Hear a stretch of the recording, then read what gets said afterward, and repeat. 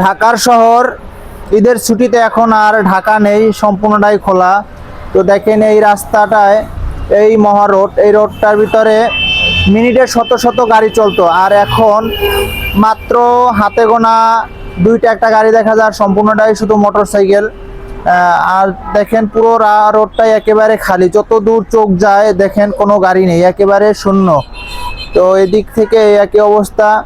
এই যে ওভারব্রিজের উপরে দাঁড়িয়ে যে ভিডিওটা আমি করছি, সেই ওভারব্রিজটাও এখন একেবারে শূন্য। ওভারব্রিজের উপরেও দুইটা একটা মানুষ চলাচল করে। তো এই হলো। আর এদিক থেকে দেখা যাচ্ছে এখান থেকে এই স্ট্যান্ডে শুধু কিছু সিএনজি আছে, এছাড়া আর কোনো কিছুই নেই। দেখেন গাড়ি মাত্র 2 পিস গাড়ি দেখা যায়, ওখানে আর কোনো কিছুই নেই। আর এই